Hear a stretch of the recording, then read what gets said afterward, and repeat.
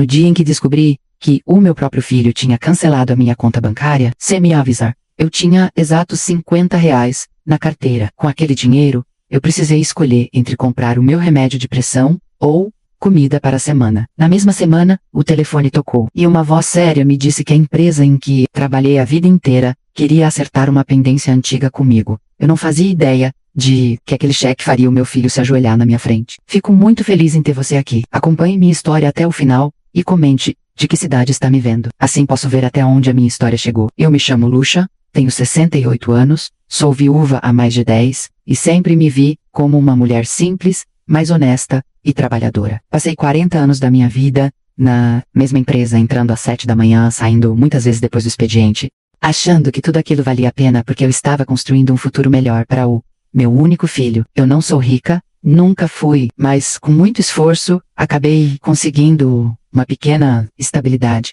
um apartamento modesto quitado, alguns móveis antigos e uma aposentadoria que mal dava para as contas. O resto, eu confiava nas mãos de quem eu mais amava, o meu filho. O nome dele é Rafael. Desde que ele nasceu, eu respirei por ele. Era aquele tipo de menino que eu vestia com o melhor que eu podia, mesmo que eu estivesse com o mesmo sapato furado, a nose. Quando o pai dele morreu, um pouco antes do Rafael fazer 10 anos, eu jurei na frente do caixão que nada faltaria ao meu menino. E cumpri. Trabalhei dobrado. Aceitei horas extras, fiz bico, vendendo bolo na porta da fábrica. Se você um dia passou por uma mãe que parecia cansada demais, carregando sacolas pesadas, talvez tenha passado por mim, sem saber.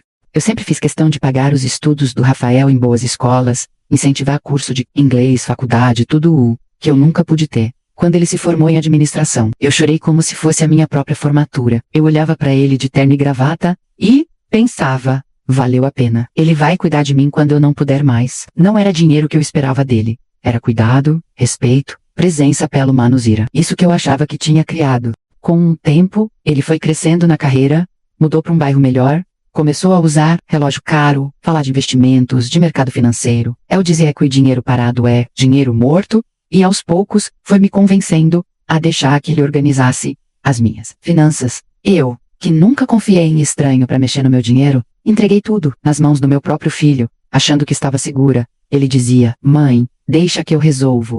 A senhora não precisa se preocupar com nada, só com a sua sorte. E eu sorria, achando bonito ver o papel se inverter. O filho cuidando da mãe. A empresa onde trabalhei a vida toda também sempre foi uma parte enorme da minha história. Eu entrei lá jovem, quase menina, como auxiliar de limpeza, e saí como assistente administrativa, sem nunca ter manchado o meu crachá com nada errado. Vi chefes entrarem e saírem, vi colegas serem mandados embora, vi gente subindo as costas dos outros. Eu nunca fiz isso. Eu sempre fui aquela que pegava sobras da festa da firma, para levar para casa envergonhada, mas grata. Quando me aposentei, fizeram uma festinha simples, com bolo e refrigerante. Me deram flores e um apertar de mãos. Eu saí daquela empresa com a sensação de missão cumprida, mesmo sem nada extraordinário, além do salário atrasado, de tantas noites extras, que nunca foram compensadas do jeito certo. Pelo menos, era o que eu pensava.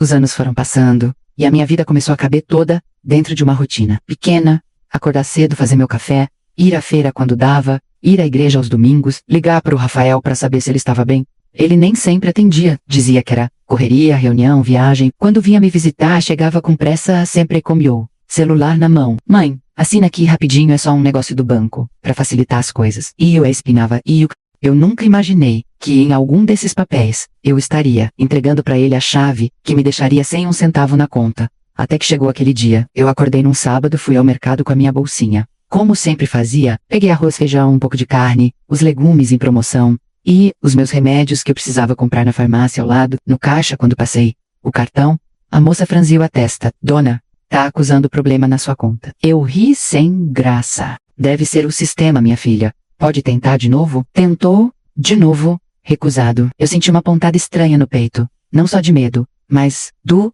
meu raco. As pessoas atrás de mim começaram a ficar impacientes. Eu acabei pagando com o dinheiro que eu tinha na bolsa. Uma nota de 51 moedas, soltas. Quando saí da loja, tremendo, percebi que aqueles R$ 50 eram tudo o que eu tinha naquele momento. Chegando em casa, liguei para o Rafael. Ele atendeu, irritado. Mãe, estou numa reunião. O que foi? Filho, meu cartão não passou no mercado. Disseram que tem um problema na conta. Você pode ver isso pra mim? Ele suspirou alto, como se eu estivesse incomodando. Mãe, eu já te falei que mexi na sua conta pra te proteger de golpe. Deixa que eu cuido. A senhora não entende dessas coisas. Depois eu te explico. Antes que eu pudesse insistir, a ligação caiu. Não foi só o sinal. Foi uma porta se fechando dentro de mim.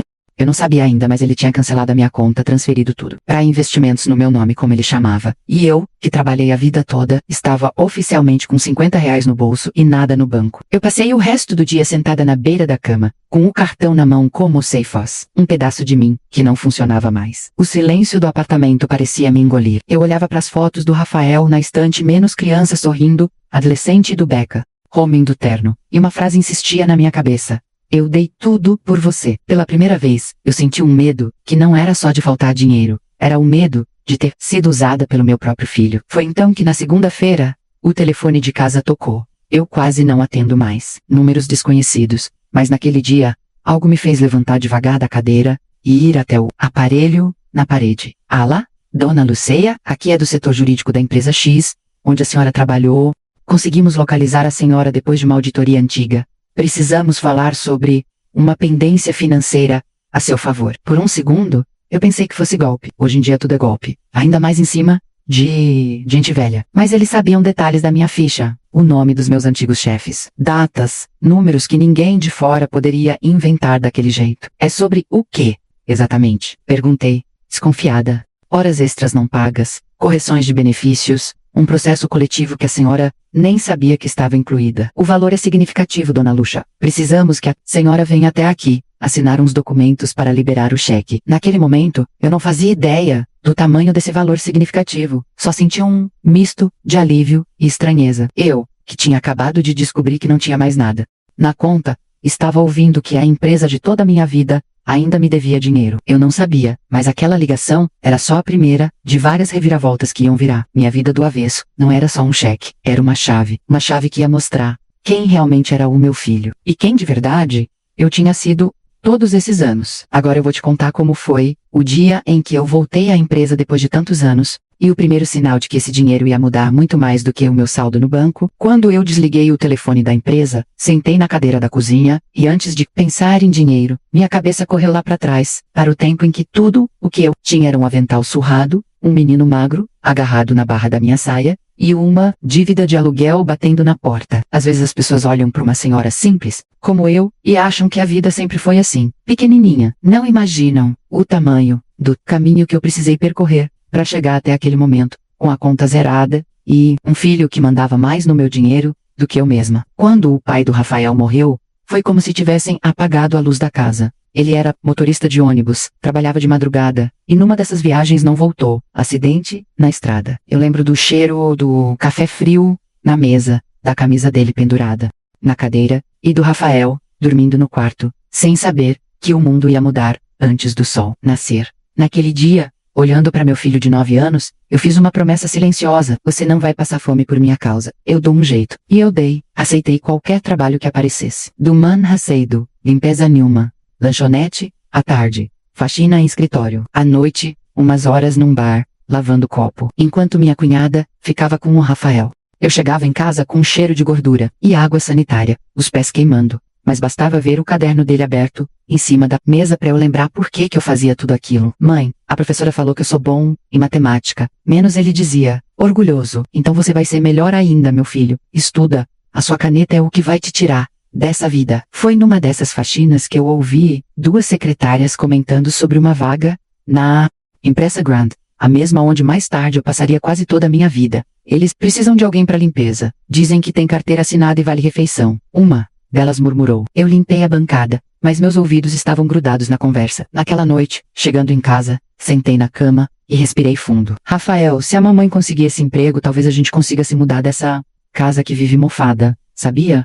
Ele sorriu. Aquele sorriso que sempre parecia maior do que o rosto dele. Eu confio na senhora, mãe. Entrei na empresa com medo de tudo. O prédio era enorme, cheio de vidro, e gente importante, passando apressada. Eu, com meu uniforme simples, balde na mão, virei parte do fundo da cena. Mas eu nunca liguei de ser invisível, contanto que, no fim do mês, o salário estivesse ali. Com o tempo, fui aprendendo a mexer em papel, em computador, ajudava aqui, ajudava ali, até que um gerente disse, Lúcia, você é esperta. Quer aprender a mexer na papelada? Aprendi. Demorei, errava, chorava escondido no banheiro quando me chamavam a atenção. Mas, aprende. E assim, fui saindo da limpeza e indo para a administração e o não tinha diploma, mas tinha fome de acertar. Cada aumento de salário que eu recebia, virava uma conquista do Rafael. Quando ganhei meu primeiro 13º, não comprei roupa pra mim, nem fiz festa. Paguei o material escolar dele. Comprei um tênis, que ele namorava na vitrine. Parcelei um curso de inglês,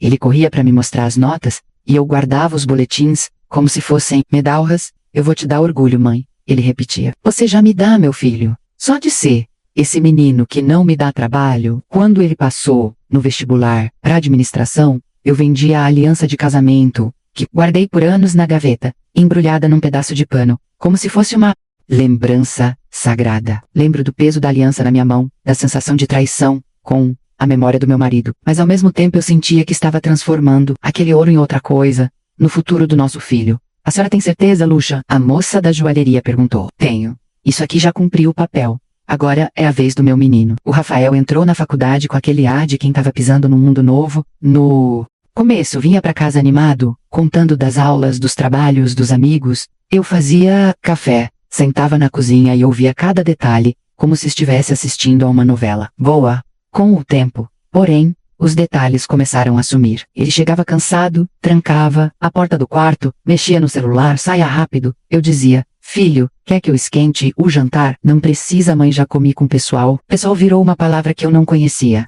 Eu sabia o nome de alguns amigos, mas aos poucos, parecia que eu fazia parte de um outro mundo, mais velho, mais lento, que ele não queria mostrar para ninguém. Mesmo assim, eu continuava a sacrificar o que fosse preciso. Houve uma época em que a empresa atrasou o salário e cortou horas extras. Eu apertei o orçamento até quase arrebentar. Vendi minha máquina de costura, vendi um aparelho de som antigo, deixei de comprar carne durante meses. Mas a mensalidade da faculdade dele nunca atrasou. Eu lembrava do meu pai dizendo que estudo é herança que ninguém tira, e eu queria deixar essa herança já que outra eu não tinha. Foi também nessa época que eu comecei a juntar cada centavo para dar entrada num apartamento pequeno, num bairro simples, mas melhor do que a casa úmida e escura onde vivíamos. Levei anos pagando, assinando papel, rezando para não perder o emprego. Quando finalmente recebi a chave, eu chorava tanto que o porteiro perguntou se estava tudo bem. Está sim, eu disse. É que eu nunca tive uma porta que fosse realmente minha. Naquele dia, o Rafael tirou foto comigo na sala vazia, abraçado comigo. Mãe, isso aqui é a vitória da senhora. You, acredita. Achei que aquela casa seria o lugar onde ele sempre teria um quarto para voltar, um prato de comida quente, um colo se precisasse. O tempo passou, eu sei formo. Arrumou emprego numa empresa boa, começou a ganhar mais do que eu ganhei na vida inteira. Eu tinha orgulho, mas também estranhamento. As roupas ficaram mais caras, os restaurantes mais refinados. Ele começava a usar palavras em inglês, a falar de viagens, de intercâmbio. Eu ficava feliz, mas às vezes me sentia como uma peça antiga, na sala nova, ainda útil, mas fora de lugar. Eu tentava participar. Filho, qualquer dia você me leva nesse restaurante chique que você vive falando? Ele dava uma risada curta. Mãe, esses lugares são muito cheios, a senhora ia achar um saco. Depois eu trago alguma coisa pra senhora, é melhor. Os primeiros sinais de distância vieram disfarçados de modernidade. Ele dizia que eu não precisava me preocupar com contas, que idoso hoje em dia não pode ficar com cartão fácil. Namor, mãe, deixa que eu cuido de tudo. Eu organizo suas contas no aplicativo, invisto ou que eu sobrar. A senhora só precisa viver tranquila. Eu via aquilo como carinho. Eu achava bonito ele cuidar de mim. Eu me sentava ao lado dele na mesa, ele abria o notebook, mexia em números e gráficos. Assina aqui, mãe, é só autorização para eu gerenciar sua conta. Eu assinava. Ele beijava minha testa. Confie em mim, tá? Teve um dia, porém, que algo me incomodou. Eu tava na fila do banco porque ainda gostava de ver extrato em papel, cheiro de tinta, coisa de gente da minha idade. Quando chegou a minha vez, pedi ao atendente. Moço, você pode imprimir meu saldo? Ele digitou, olhou para a tela e respondeu. Dona Lúcia, a senhora não tem mais movimentação por aqui. Parece que sua conta principal foi migrada para outro tipo de serviço, tudo digital. Eu fiquei sem entender. Migrada para onde? Aqui consta um tipo de gestão. Talvez o seu representante legal possa explicar melhor. Representante legal. Eu não tinha dado procuração para ninguém. Pelo menos não com essas palavras. Saí do banco, com o papel na mão, mas não tive coragem de perguntar nada ao Rafael naquele dia. Quando ele veio em casa, com a pressa de sempre, Eu perguntei meio sem jeito. Filho, o moço do banco falou que a minha conta mudou. Ele nem levantou os olhos do celular. Sim, mãe, eu já te falei. Eu coloquei num sistema melhor. Assim a senhora não corre risco de golpe. Todo mundo faz isso hoje. A senhora não precisa se estressar com isso, tá? O tom não era agressivo, mas impatient. Como se eu fosse uma criança curiosa. E eu continuei acreditando nele, como acreditei a vida inteira. Afinal, aquele era o menino que eu carreguei no colo, que eu protegi de chuva, que eu tirei febre de madrugada. Ou menino, que eu vi se tornar homem com a minha comida na barriga e o meu suor pagando cada passo. Eu não imaginava que, pouco tempo depois, todas aquelas assinaturas, todos aqueles deixa que eu cuido, iam se virar contra mim. Eu não sabia que todo aquele esforço, todos aqueles sacrifícios, aquele apartamento que eu considerava nosso porto seguro, seriam usados como arma nas mãos do meu próprio filho. Agora eu vou te mostrar o primeiro sinal claro de que algo estava muito errado. Primeira humilhação que eu sofri dentro da minha própria casa. Depois daquela ligação da empresa, eu passei a noite em claro. De um lado, a preocupação com a conta sem dinheiro. Do outro, aquela tal pendência antiga que podia ser a salvacal, ou só mais uma frustração. Mesmo assim, antes de pensar em ir até a empresa, eu precisava resolver o básico. Entender o que o meu próprio filho tinha feito com o meu dinheiro? No dia seguinte, liguei cedo para o Rafael. A voz dele veio arrastada, ainda do coma. Mãe, que foi agora? Filho, eu não consegui usar o cartão no mercado. E o moço do banco disse que minha conta mudou. Eu tô com 50 reais na carteira, e só. Eu preciso saber o que está acontecendo. Ele ficou em silêncio por alguns segundos, e eu quase pude ouvir a irritação crescendo do outro lado. Tá bom, mãe. Hoje à tarde eu passo aí. Mas por favor, não entra em desespero. Senhora, sempre exagera. Exato. Aquela palavra ficou rodando na minha cabeça até a hora que ele chegou. Ele entrou no meu apartamento como se fosse dono de tudo. Nem olhou direito pra mim. Foi direto para a mesa da cozinha, colocou o notebook, pegou o cartão da minha mão sem pedir, e o fico EMP na ponta da mesa, como se estivesse atrapalhando. Senta aí, mãe, ele disse, sem carinho nenhum na voz. Vamos colocar ordem nessa bagunça, Rafael. Eu sempre paguei tudo em dia. Ele bufou, começou a digitar. Mãe, a senhora não entende. Hoje em dia, o dinheiro precisa ser protegido. A senhora deixa o cartão na bolsa, anota a senha, em papelzinho, qualquer um passa a mão. Eu cancelei a conta do jeito antigo, coloquei tudo num sistema só, comigo. Eu senti o chão balançar. Como assim? Turokamvoka. Ele virou o notebook na minha direção, como quem mostra um troféu. Honra aqui, sua aposentadoria cai nessa conta que eu administro. Eu já aplico uma parte, pago as contas automáticas, separo uma reserva, a senhora não tem que ficar mexendo nisso, mas a senhora recebe uma quantia em espécie. Ué, eu transfiro todo mês um valor fixo para sua conta poupança, aquela que a senhora mal usa. A senhora não tem o que fazer com tanto dinheiro, mãe. Ficar com acesso total é perigoso. Eu encostei as mãos na mesa. Quer dizer que eu trabalhei 40 anos, mas quem decide quanto eu posso gastar é Voca. El Rio. Não foi uma risada boa. Foi um riso meio debochado. Ai, mãe, não começa com drama. Eu tô te protegendo. A senhora já caiu em ligação de falso funcionário, lembra? Imagina se tivesse mais dinheiro na mão. Aquela história da ligação era verdade. Uma vez quase me enganaram, mas eu desliguei antes de dar qualquer dado. Mesmo assim, ele usou aquilo como arma. Não era sobre eu ser louca ou confusa. Era sobre me pintar como irresponsável, como alguém que não sabe cuidar do próprio suor. Rafael, eu nunca te pedi pra fazer isso desse jeito. Falei sentindo a garganta apertar. Você tirou o meu acesso sem me explicar. Eu expliquei sim. A senhora, que não presta atenção. Ele falava alto demais, como se estivesse dando bronca numa funcionária. Foi aí que tocaram a campainha. Era a vizinha do 302, a dona Irene, que costumava vir me pedir açúcar ou café e aproveitar para prosear. Ô Luxa, desculpa incomodar. Antes que eu pudesse responder, o Rafael já estava na porta, abrindo, com aquele sorriso, pronto para a plateia. Dona Irene, tudo bem, entra, pode entrar. Tô aqui tentando organizar as finanças da minha mãe, porque, olha, sozinha ela não dá conta de nada. Senti o rosto pegar fogo. A Dona Irene sorriu sem graça. Imagina, ela sempre foi tão certinha com as contas. Dona Irene, a senhora não sabe metade. Ele completou, se recostando na cadeira, como se estivesse num show. Esses dias quase paga 2 vezes a mesma conta. Se deixar, ela entrega o cartão pra qualquer um. Ainda bem que eu assumi isso. Agora ela recebe uma mesada e pronto. Mesada. Ele usou essa palavra. Eu, que sempre me orgulhei de pagar cada boleto com o meu nome, virei na boca do meu próprio filho, uma velha desorganizada, que precisava de mesada. A vizinha me olhou com pena, e eu queria afundar dentro da terra. Rafael, por favor, menos, murmurei. Não precisa falar assim. Ele deu de ombros. Mãe, eu estou só sendo sincero. Se a senhora tivesse me escutado antes, não tava passando aperto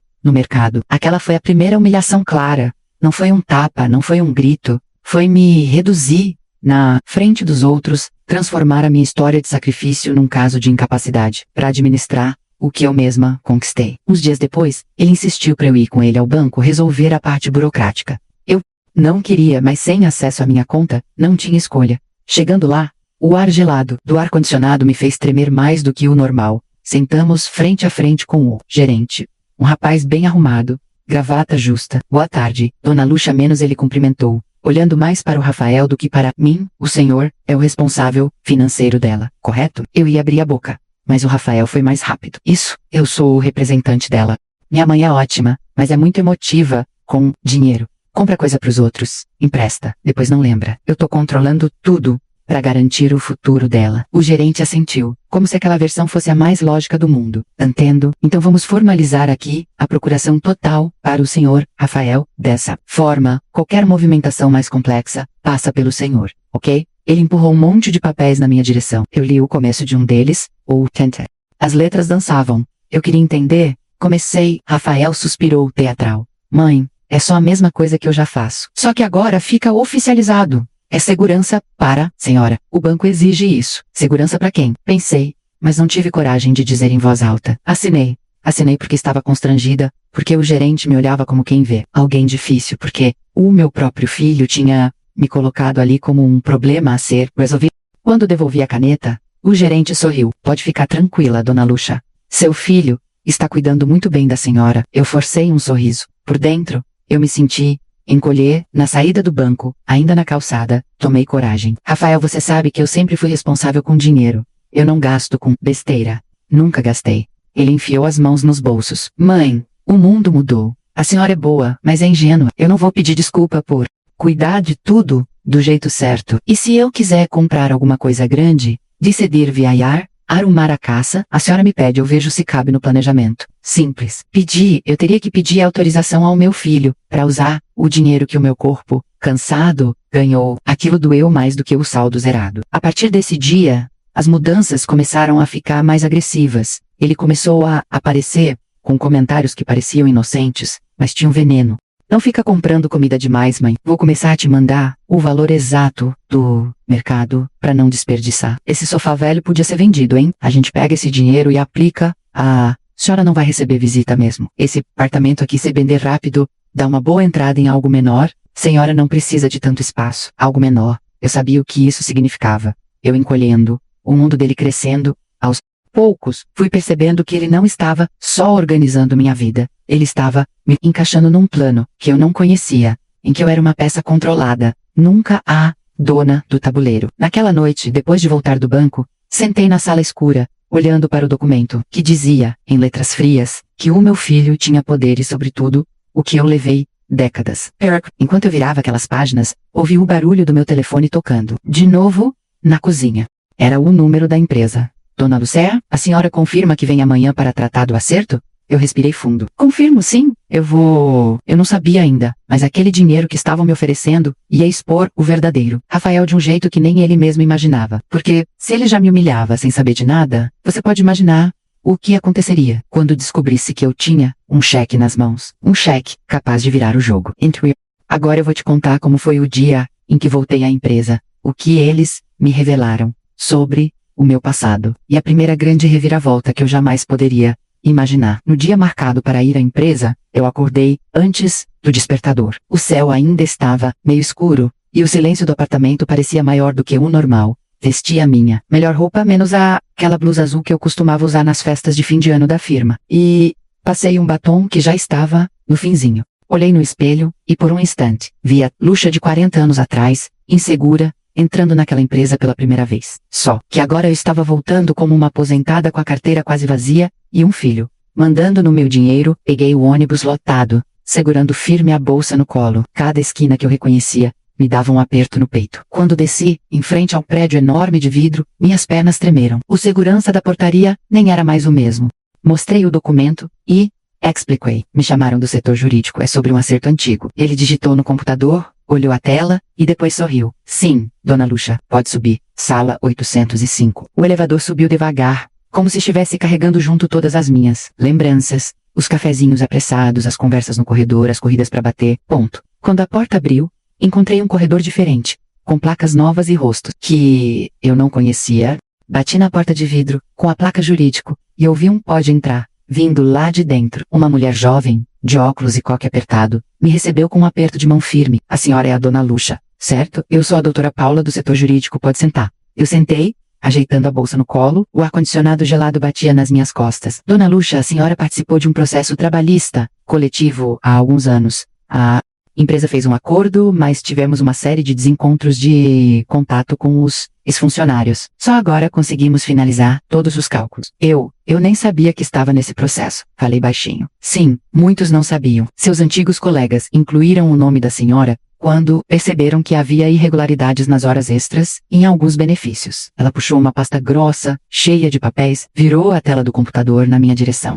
e começou a explicar números, juros, correções. Para mim, parecia outra língua. Até que ela respirou fundo e disse, em resumo, Dona Lucha, o valor líquido a receber é este aqui. Apontou para um número grandão na tela. Eu demorei para entender quantos zeros aquilo tinha. Li em voz baixa, quase sem acreditar. 487 mil reais. Ela confirmou com a cabeça. Isso mesmo. Por alguns segundos eu não ouvi mais o som do ar-condicionado, nem o barulho do telefone tocando na sala ao lado. Eu só pensava na minha geladeira quase vazia, no meu cartão recusado, nos 50 reais amassados na carteira. 487 mil reais era mais dinheiro do que eu reuni em toda a minha vida. Eu senti uma vontade quase infantil de chorar, de rir, de abraçar alguém, mas me segurei. Isso é certeza. Não engano? Não, senhora. Tá tudo aqui. Documentado. E ainda digo mais, se a empresa tivesse pago tudo na época certa, a senhora poderia ter tido uma velhice muito mais tranquila. Ela falou isso como quem comenta o tempo,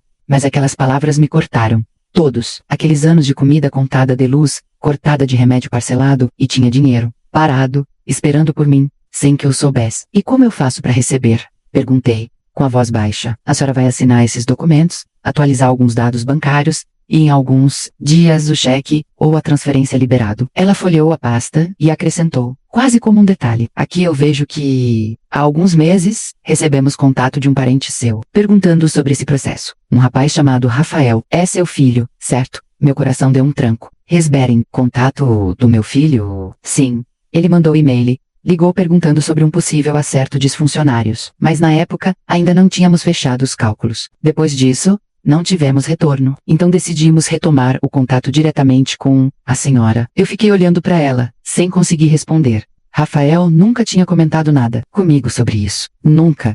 E agora eu descobria que ele sabia de alguma coisa antes. Mesmo do mim. Ele comentou alguma coisa com a senhora? A doutora perguntou. Não. Respondi, num fio de voz. Não comentou nada. Ela continuou explicando os procedimentos, mas minha cabeça já não acompanhava. Metade de mim vibrava com a ideia de, finalmente, ter algo que me garantisse uma velhice digna. A outra metade começava a juntar um monte de pontinhos soltos. Meu filho cuidando das minhas contas, cancelando minha conta antiga, me dando mesada, e agora esse contato que ele fez com a empresa, sem me falar. Assinei os papéis, peguei a cópia da documentação e agradeci. Antes de eu sair, a doutora ainda comentou, Dona Lucha, é um valor alto. É importante a senhora ter muito cuidado. Procure alguém de confiança para orientar como usar esse dinheiro, para não cair em aproveitadores. Eu sorri triste. Aproveitador é justamente o que eu mais tenho medo de encontrar. Saí da empresa com a pasta apertada contra o peito. No ponto de ônibus, fiquei olhando para as pessoas, passando com pressa, sem imaginar que no meio daquela cidade,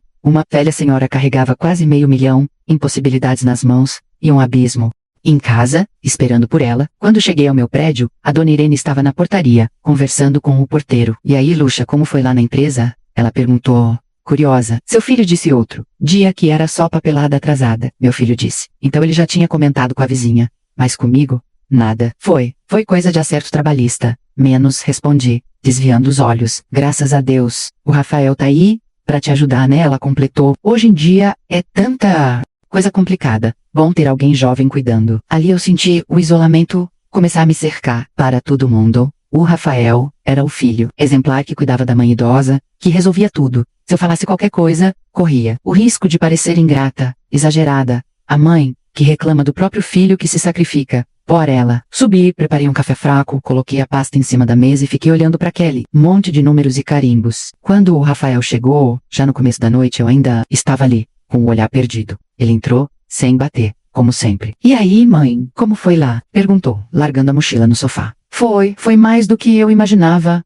Menos, respondi. A empresa me deve um valor alto. Rafael, muito alto. Ele ergueu as sobrancelhas, interessado de verdade, pela primeira vez em dias. Quanto? Quase R$500 mil. Os olhos dele brilharam. Foi rápido, mas eu vi um brilho que não era só de surpresa, era do cálculo. R$500 mil. Ele repetiu, se aproximando da mesa. Me mostra esses papéis. Ele pegou a pasta sem pedir. Folheou as páginas como se fossem dele. Eu sabia que podia ter alguma coisa assim. Murmurou. Por isso comecei a investigar uns processos antigos. Você sabia? Perguntei, engolindo em seco. Por que não me falou nada? Ele deu de ombros. Não tinha nada certo ainda. Para que deixar a senhora ansiosa por nada? E eu tava tentando resolver antes, de novo, o discurso de proteção. De novo, eu sendo tratada como alguém que não aguenta a verdade. Rafael, esse dinheiro é o resultado de anos que eu trabalhei de graça para eles. São horas minhas ali. Eu quero poder decidir o que fazer com ele. Ele fechou a pasta com força. Ninguém está tirando isso da senhora, mãe. Mas, vamos combinar. A senhora não entende de investimento, não entende de golpe, não entende de nada disso. Se ficar com esse valor solto, vai aparecer parente, vizinho, pastor, todo mundo pedindo ajuda. A senhora vai...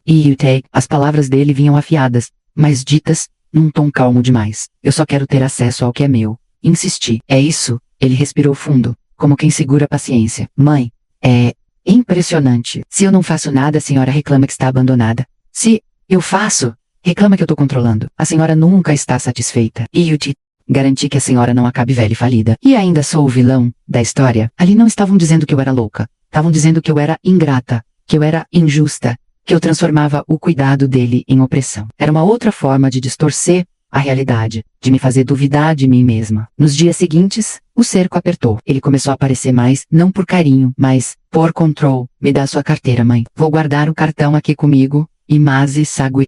Deixa eu ficar com seu RG e CPF? Se você perde, é uma dor de cabeça danada. Não assina mais nada sem eu ver antes. Combinado? Quando eu dizia que não gostava daquilo, ele ligava no Viva Voz para um amigo consultor financeiro que eu nunca tinha visto. Fala pra ela. Cara, menos o Rafael, dizia. Não é normal uma pessoa da idade dela gerir sozinha um valor alto. Do outro lado da linha, uma voz masculina confirmava. Hoje em dia o ideal é mesmo ter alguém responsável, cuidando.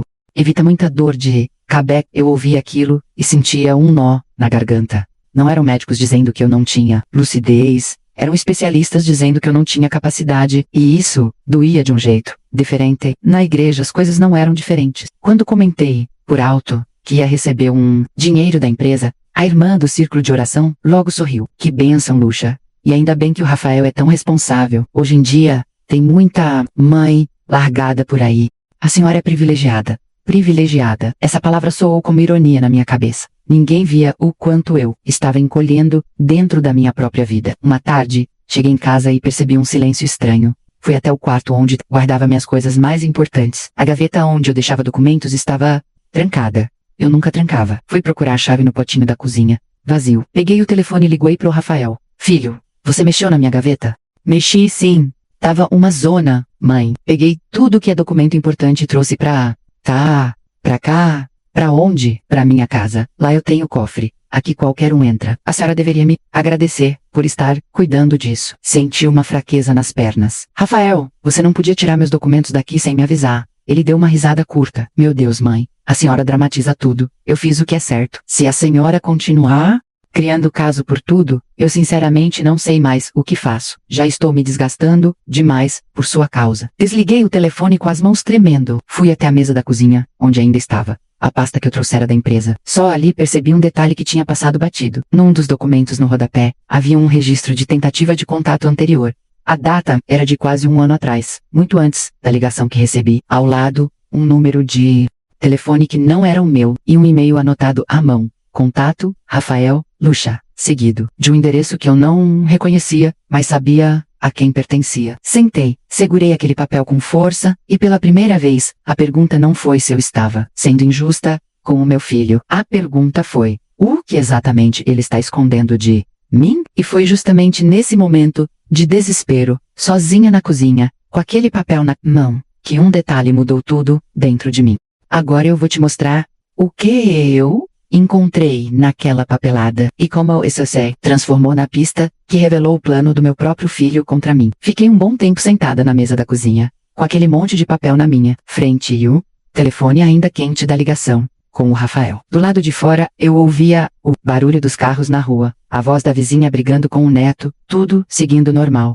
Mas dentro de mim, parecia que alguém tinha puxado o freio de mão da minha vida. Parei de olhar para os papéis como uma velha cansada, que só assina onde mandam. Comecei a olhar como alguém que precisava entender, de verdade, o que estavam fazendo com a minha história.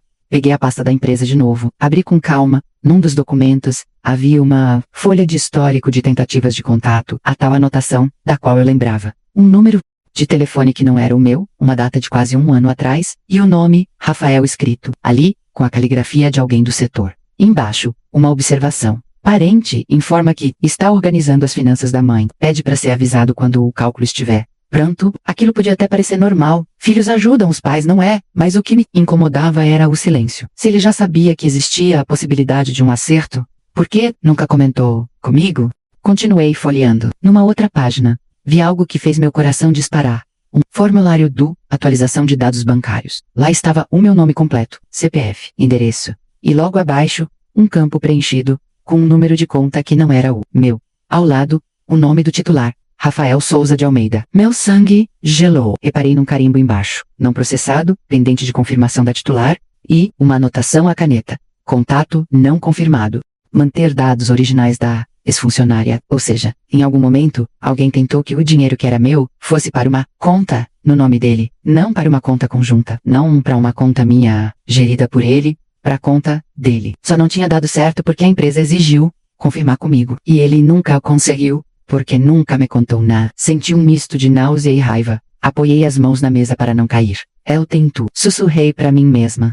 Ele tentou colocar tudo no nome dele. Foi ali que uma lembrança antiga me veio à mente, como um filme que volta rápido demais. Um dia, meses atrás, em que o Rafael estava na minha casa, falando ao telefone, andando. Paila, sala. Não, pode deixar, doutor, ele dizia.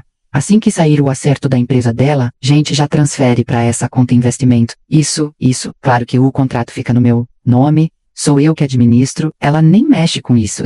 Na época eu ouvi de longe, distraída, achando que ele falava de alguma cliente, de algum trabalho. Agora, juntando as peças, eu percebia, a cliente era eu. Fechei os olhos por um instante, tentando respirar fundo. Quando voltei a olhar os papéis, encontrei outra coisa. Um e-mail impresso, anexado no final da pasta provavelmente. Porque a empresa precisava registrar. Prezados, aqui é Rafael, filho da ex-funcionária Lucha. Minha mãe não tem familiaridade nenhuma com questões financeiras e costuma se confundir com números. Peço que qualquer contato sobre valores seja feito preferencialmente comigo para que eu possa orientá-la. Assumo total responsabilidade pela gestão dos recursos em nome dela. Eu li aquilo e senti como se tivessem apagado a minha história com uma frase. Costuma-se confundir com números. Eu que somei centavo por centavo durante anos, que fiz milagre com salário mínimo.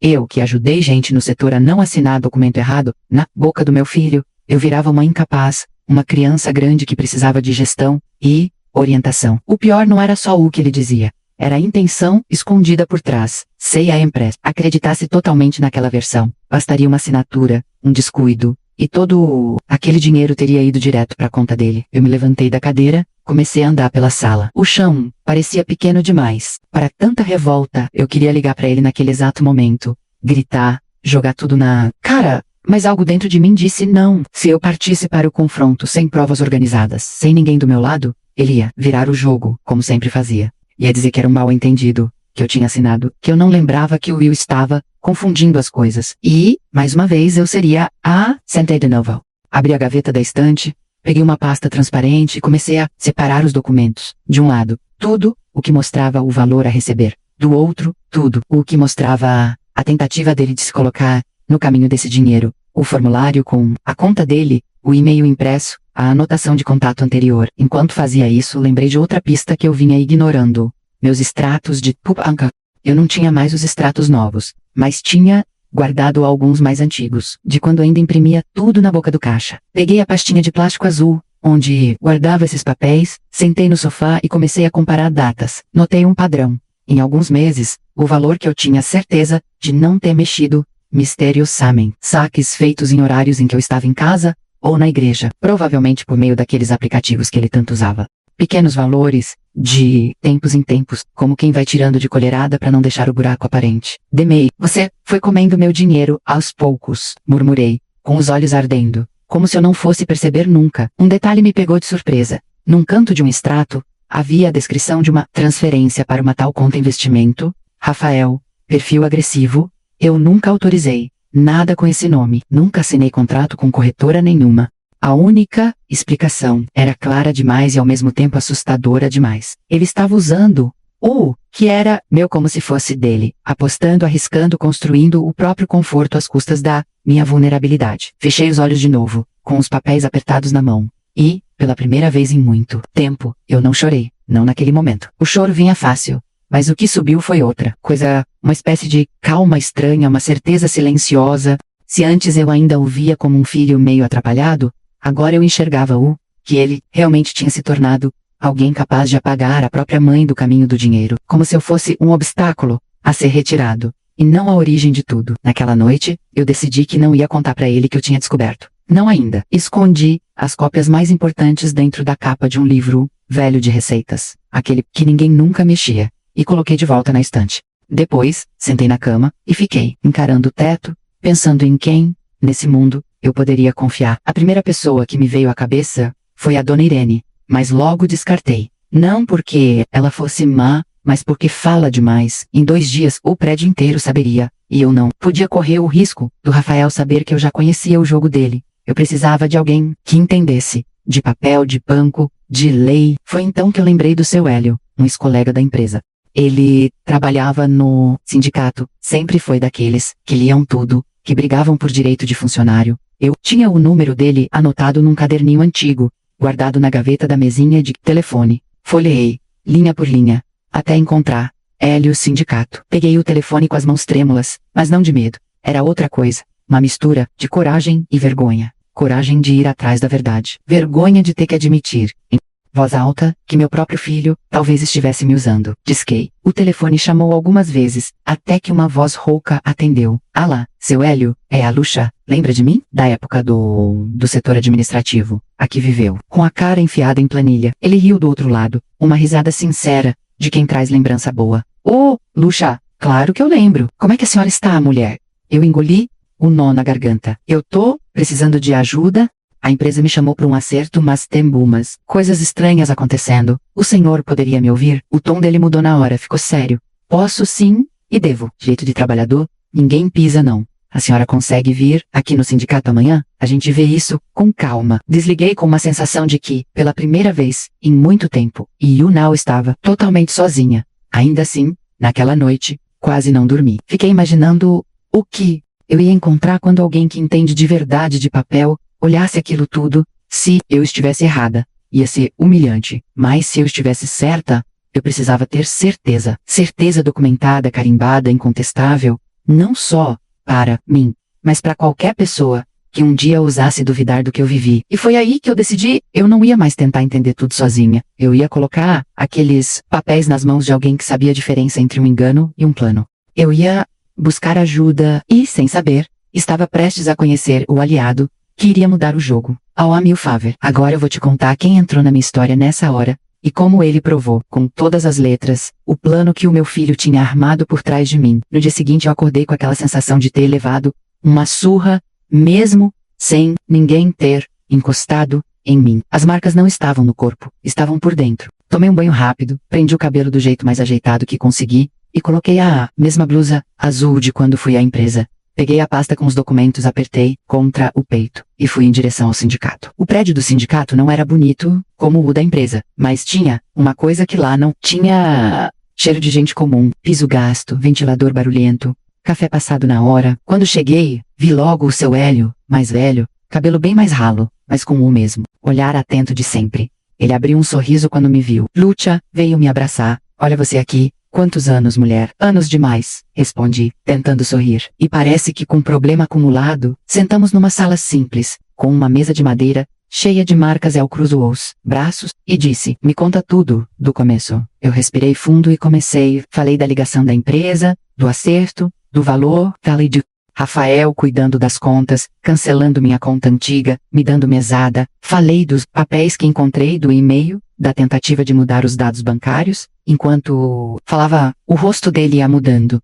Primeiro surpresa, depois indignação. Deixa eu ver esses documentos, ele pediu. Entreguei a pasta. Ele colocou os óculos na ponta do nariz e foi folheando devagar, linha por linha, como eu sempre o vi fazer com contratos na empresa. Quando chegou na folha com o número da conta do Rafael, ele bateu com o dedo em cima. Aqui, isso aqui é grave. Tentaram colocar a conta do seu filho como destino do valor do processo. Tentaram, mas não conseguiram, né? Perguntei, com medo da resposta. Não conseguiram por causa dessa anotação. Ele apontou o rabisco à caneta. O jurídico foi correto. Exigiu confirmação sua. Só que o seu filho não te contou nada. Isso, Lucha, tem nome. Apropriação indevida em andamento. Eu engoli, em seco. Ele continuou, olhando, achou o e-mail impresso, leu em voz alta. Minha mãe não tem familiaridade com questões financeiras. Ora, tirou os óculos, Lucha. Você trabalhou anos com papelada. Quem te conhece sabe que você entende disso mais do que muito gerente por aí. Eu senti os olhos marejarem, e eu acreditei nele, sussurrei. Acreditei que ele estava só me protegendo.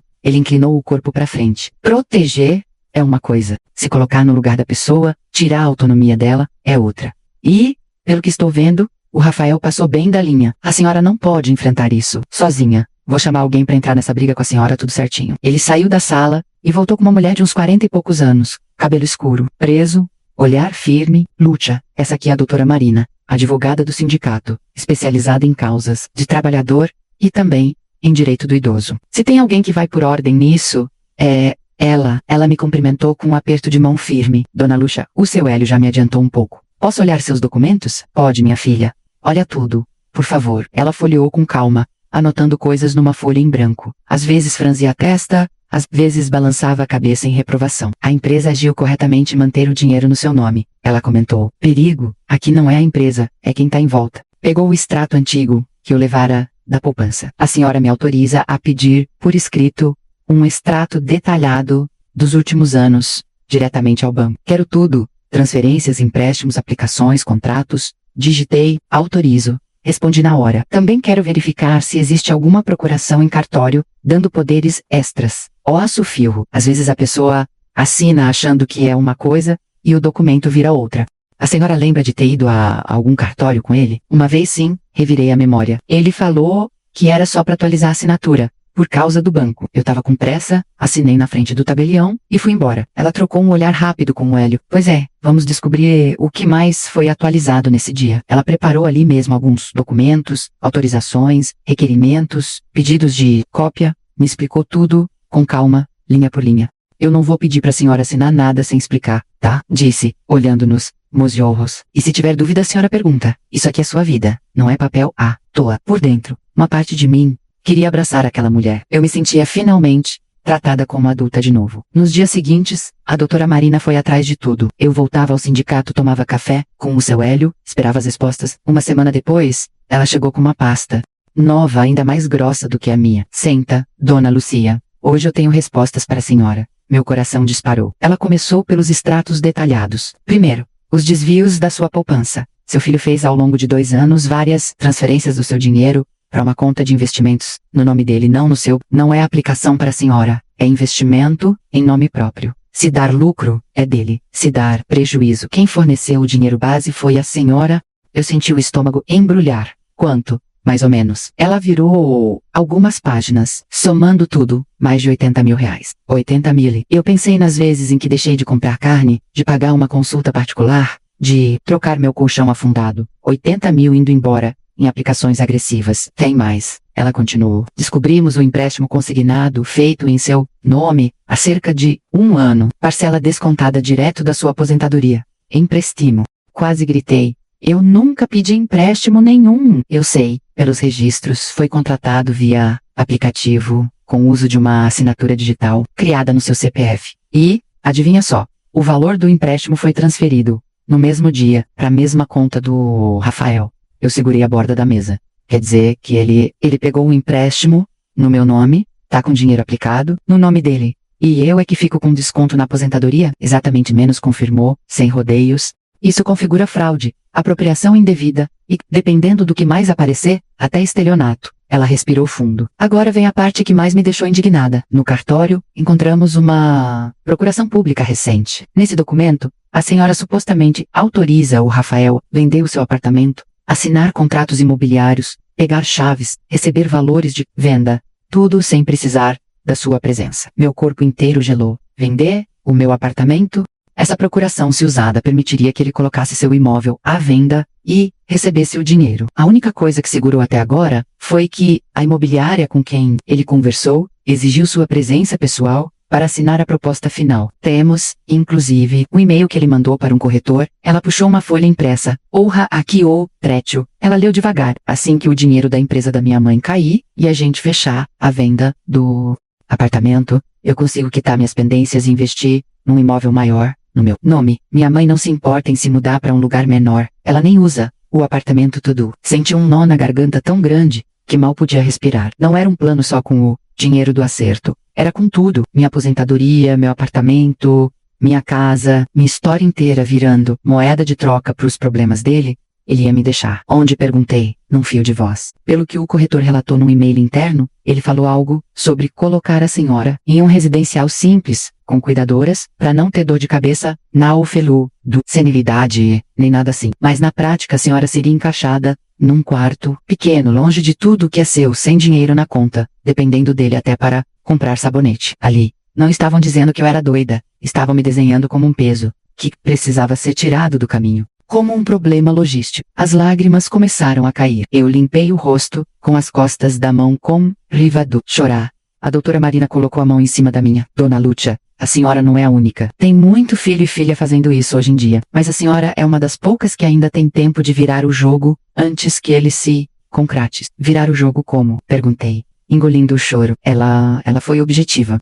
Primeiro, vamos bloquear qualquer tentativa de mexer no seu apartamento. Vou fazer agora uma notificação ao cartório e à imobiliária, informando que a senhora revoga qualquer autorização de venda e que qualquer assinatura futura só vale se for feita presencialmente, com seu documento original. Escreveu algumas coisas, imprimiu, me mostrou, pediu minha assinatura. Segundo, vamos abrir uma nova conta bancária em outro banco, só no seu nome, com senha que só a senhora sabe. A empresa deve ser informada, por escrito, que o valor do acerto trabalhista só pode ser depositado nessa conta e que o seu filho não representa a senhora em questões de recebimento. Eu senti um lampejo de esperança. Quer dizer que o dinheiro pode cair direto para mim, sem passar por ele? Sim, e é isso que vai acontecer. Ela continuou. Terceiro, vamos formalizar uma denúncia. Não é simples. Eu sei que dói pensar em prestar queixa contra o próprio filho, mas pelo menos por enquanto, vamos montar um dossiê, extratos, registros de empréstimo, mensagens, procuração. Se ele apertar demais, a senhora tem como se defender legalmente. Eu respirei fundo. Aquela era mais uma dor. A dor de admitir, no papel, que o meu filho não era só ingrato. Era alguém disposto a passar por cima de mim por dinheiro. E, por último, ela disse, eu sugeriria que a senhora pensasse no que quer fazer com esse valor quando ele cair, com calma, sem contar para ele ainda. Existem formas de proteger o patrimônio com cláusulas, com testamento, com contratos, que garantem que a senhora tenha controle enquanto viver, e que ninguém possa simplesmente tomar tudo. Enquanto ela falava, uma ideia começou a crescer dentro de mim, tímida, mas teimosa. Eu podia pela primeira vez usar o dinheiro como proteção, não como armadilha. Claro que amor de filho não se compra com cheque, e que respeito não se negocia com procuraco. Seu Hélio, que até então só observava, cruzou os braços e acrescentou, Lúcia, eu te conheço, sei que seu coração é mole, que você sempre dá um jeito de desculpar. Mas isso aqui passou de qualquer limite. Eu sei, respondi, firme pela primeira vez, e é por isso que eu não vou contar nada. Para ele, ainda não. A doutora Marina me olhou curiosa. O que a senhora está pensando? Tô pensando que o Rafael só entende uma língua, a dos números e da aparência. Ele gosta de palco, de parecer o filho perfeito, de falar de planejamento na frente dos outros, pois eu vou escolher o palco onde ele menos espera, e quando tudo estiver pronto vou mostrar para todo mundo quem ele é, e quem eu sou. Saí do sindicato com outra postura. Ainda doía, ainda era pesado, mas eu não estava mais perdida. Eu tinha provas, eu tinha aliados, e principalmente, eu tinha um plano. Nos dias seguintes, segui cada orientação da doutora Marina. Abri a nova conta num banco, que o Rafael não usava, com senha que só eu sabia, e que eu não escrevi em papel nenhum. Voltei à empresa com um documento do sindicato na mão, pedindo que o depósito do acerto fosse feito exclusivamente naquela conta. Assinei a revogação da procuração em cartório. E, em silêncio, comecei a pensar no cenário perfeito para a verdade explodir. Foi então que o Rafael apareceu um dia com uma novidade. Mãe, estou organizando um jantar para comemorar o meu novo cargo na empresa menos ele, anunciou, se achando. Quero fazer aqui no seu apartamento, sabe, família, alguns amigos. Cheio, vai ser bonito. Na mesma hora, eu entendi. Era o palco. Ele queria mostrar para o mundo que era o filho, bem-sucedido, cuidador da mãe. Eu sorri de leve. Claro, meu filho, a casa é sua, quer dizer, é nossa, Podphaser.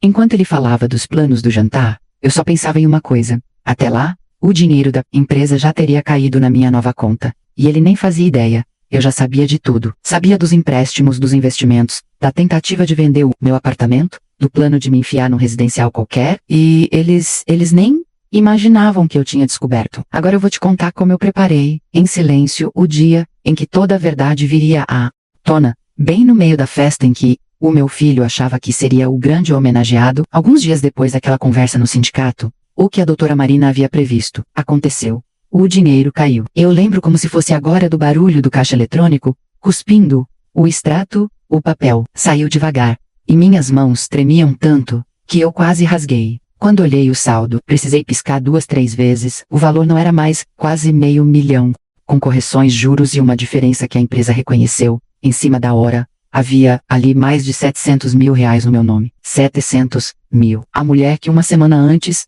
tinha 50 reais na carteira e a geladeira quase vazia. Agora via aquele número gigantesco na tela fria do banco. Eu não chorei ali, não dei grito. Só senti uma onda de silêncio dentro de mim. O Rafael não fazia ideia. E, pela primeira vez na vida, eu decidi que ele não seria o primeiro a saber. Saí do banco e fui direto ao escritório da doutora Marina. Com o extrato dobrado no bolso do casaco, ela me recebeu com aquele jeito firme de sempre. E então, caiu. Entreguei o papel. Ela olhou, ergueu as sobrancelhas. Caiu. E veio maior do que o previsto. Ótimo. Isso deixa a senhora ainda mais forte. Sentamos, tomamos um café amargo, e ela espalhou os documentos sobre a mesa como se montasse um quebra-cabeça. Dona Lucha, agora precisamos pensar em 2 coisas. Proteger esse dinheiro de qualquer tentativa do seu filho e decidir em que momento a senhora quer que ele descubra que não manda mais em nada. Eu respirei fundo. Ele marcou um jantar aqui em casa, para comemorar o novo cargo. Vai trazer chefe, amigos, vizinho vai ficar sabendo. Ele adora palco. E a senhora quer fazer o que nesse palco? Ela perguntou, direta. Olhei pela janela, pensando na minha vida inteira. Quero contar a verdade na frente de todo mundo. Não gritando, não berrando, mas com calma. Documento por documento. Quero que ele saiba olhando na minha cara que eu sei de tudo, que eu não sou mais a mãe que assina onde mandam, e que o dinheiro que ele tanto quer nunca mais vai estar na mão dele. Ela sentiu, devagar. Então vamos preparar o terreno. Nas horas seguintes, fizemos mais 2 coisas importantes, as 2 escondidas do Rafael. Primeiro, eu lavrei um testamento. Simples, mas claro, garantia que ele só receberia o mínimo que a lei obriga, e o resto eu já destinava com cláusulas de proteção. Uma parte para uma obra social que eu sempre ajudei, outra parte presa em investimento com regras muito claras, sem possibilidade dele meter a mão enquanto eu estivesse viva. Assinei aquilo com uma sensação estranha, era como se eu finalmente estivesse escrevendo a minha própria versão da história, e não deixando que ele escrevesse por mim. Segundo, a doutora Marina organizou um dossiê, um calhamaço de folhas, cada uma numerada, com cópia de extratos, e-mails, procurações, empréstimos, na capa, um título simples, situação financeira de Lucha, menos uso indevido por terceiros. Lucha, isso aqui é a sua arma menos, ela disse, empurrando a pasta na minha direção. Hoje eu vou ficar quieta, não vou me apresentar como advogada, a não ser que seja necessário. Vengo como sua amiga de longa data. O seu Hélio também vai ser a coisa. Sair do controle, estamos ali. Eu sorri de lado. Vai ser a primeira festa em que o Rafael não vai ser o único com carta na manga. Nos dias que antecederam o jantar, eu entrei no personagem que ele esperava. A mãe, solícita, preocupada em arrumar tudo do jeito que ele gosta. Acordei cedo para limpar a casa, passei pano no chão, até o cheiro de desinfetante tomar a sala, tirei pó dos porta-retratos, inclusive daqueles onde ele ainda era um menino, ironia, que não passou despercebida por mim. Cozinhei o que estava ao meu alcance. Arroz, soltinho, farofa bem temperada, frango assado com cheiro de alho, espalhando pela casa. Um pudim de leite que já era tradição nas poucas festas que eu fazia. Enquanto mexia na panela, sentia o vapor quente subir no rosto. Por dentro, eu estava fria, diz a dedo. A cada tempero que eu jogava na comida, eu lembrava de um papel dentro da pasta. Cada prato que eu colocava na mesa, eu lembrava de uma parcela do empréstimo, descontada da minha aposentadoria. Era como se aquele jantar fosse temperado com tudo. Amor, mágoa, força. O Rafael chegou mais cedo, carregando sacolas com bebidas e uns enfeites modernos. Entrou sem bater, como sempre. Nossa, mãe, pelo menos a senhora caprichou na limpeza dessa vez menos, comentou. Olhando em volta, a sala até parece maior. Mordi a língua. Fiz o melhor que pude. Você disse que é um jantar importante. E sim, meu chefe vem. Quero que ele veja que mesmo vindo de baixo, eu dou conta de tudo. Trabalho, família, responsabilidade. A senhora tem ideia de quantos caras da empresa abandonaram pai e mãe em asilo? Eu sou diferente. Eu engolis diferente. Se eu tivesse demorado mais uns meses para perceber, eu podia estar justamente num desses lugares que ele tanto criticava, não por doença, mas por... Ele começou a mexer nos detalhes, puxou a mesa para o meio da sala, arrumou as cadeiras, separou taças, abriu minha cortina velha com cara de nojo. Depois a gente troca isso aqui, tá? Com o dinheiro do apartamento novo dá pra fazer tudo direitinho. Apartamento novo para quem? Perguntei, olhando pra ele. Ele deu um sorriso rápido. Pra nós dois. Ué, mas deixa isso comigo. A senhora fica nervosa quando fala de... Baraca. Se ele soubesse que o apartamento já estava protegido, que a procuração tinha sido revogada, que existia um testamento dizendo que ele não seria mais o dono do meu destino, talvez não falasse com tanta segurança. Quando os primeiros convidados chegaram, o cheiro de comida já tomava o corredor. Dona Irene foi a primeira, curiosa como sempre, trazendo um bolo simples. Ai, Luxa, hoje sua casa vai ficar chique, hein? Jantar de promoção. É outro nível. Rafael apareceu na porta, abraçando a vizinha. A senhora é de casa, Dona Irene. Minha mãe estava precisando mesmo de movimento. Aqui, ela vivia muito sozinha, sabe? Agora eu estou trazendo vida para essa casa. E eu observei. Logo chegaram 2 colegas de trabalho, rindo alto, falando de metas, viagens e negócios. Em seguida, o chefe, um homem de terno escuro, expressão séria, daqueles que mede as pessoas de cima a baixo, com os olhos. Rafael foi e recebeu na porta como se estivesse... Não palco, Dr. Marcelo, seja muito bem-vindo. Essa é a minha mãe, a responsável por tudo o Sul. Ele me cumprimentou com educação. A senhora deve ter orgulho do filho que tem. Muito comprometido, dedicado, sempre fala que tudo que faz é pensando na senhora. Dei um sorriso pequeno. Ele fala muito, né? Hoje talvez o senhor conheça outros lados da nossa história. Ele riu, achando que era brincadeira. Pouco depois, tocaram a campainha de novo. Eram o seu Hélio e a doutora Marina, arrumados, mas simples. Eu os apresentei como amigos da época da empresa. Que bom que a senhora tem gente que ficou da época de lá, o chefe comentou. Mostra que fez história. Fiz história sim, respondi. Só demorei para entender o preço que eu paguei por ela. Rafael circulava pela sala, distribuiu taças, ligou uma música baixa no celular, conectado à caixinha de som. Samba Live, quase alegre demais para a noite que viria. A conversa ia e vinha. Lembranças da minha época de trabalho, piadas, histórias do dia a dia da empresa. Atual dele, eu ouvia tudo em silêncio, observando cada gesto. A pasta com meu dossiê estava escondida num lugar que só eu sabia, dentro do armário da estante, no meio de uns jogos antigos de dominó. Eu sentia a presença dela como se fosse um coração extra batendo na sala. De vez em quando, eu trocava olhares com a doutora Marina. Ela entendia, sem palavras, que eu estava esperando o momento certo. Quando todos já estavam servidos, as panelas quase vazias, as risadas mais soltas, por causa do vinho, o Rafael bateu levemente na taça, pedindo atenção. Gente, rapidinho, disse, eu queria dizer umas palavrinhas. A sala foi desacelerando, até a música pareceu ficar mais baixa. Eu vi o brilho de orgulho nos olhos dele. Estava no palco perfeito, chef present, amigos, olhando, vizinha, emocionada, mãe, ao lado como figurante de luxo. Ele começou falando de meritocracia, de esforço, de como veio de baixo, e chegou lá. Falou da infância difícil, da ausência do pai, da mãe trabalhadora menos tudo verdade, mas pela metade. Em todos os detalhes, ele se colocava como o herói que nunca deixou de cuidar da mãe, repetindo essa frase, até demais. Enquanto ele falava, eu senti uma calma estranha se espalhar pelo meu corpo. Era como se de repente eu não estivesse mais encolhida, num canto da própria vida. Eu sabia que, dali a poucos minutos, nada seria como antes. Quando ele ergueu a taça e disse, e, para fechar, eu quero dizer que tudo que conquistei é por causa dela, que confia tanto em mim, que até as finanças dela, eu cuido. Eu entendi que tinha chegado a minha hora. Chegou a hora do brinde, do discurso, do anúncio que ele achava que controlava. Mas, o que eu ia dizer naquela sala, não estava no roteiro que ele escreveu, estava no meu. Agora eu vou te contar exatamente o que eu falei, na frente de todo mundo quando eu pedi palavra, naquela noite. E como a primeira frase que saiu da minha boca fez o meu filho começar a perder o chão. Quando o Rafael terminou a frase, até as finanças dela eu cuido. Eu senti o ar da sala.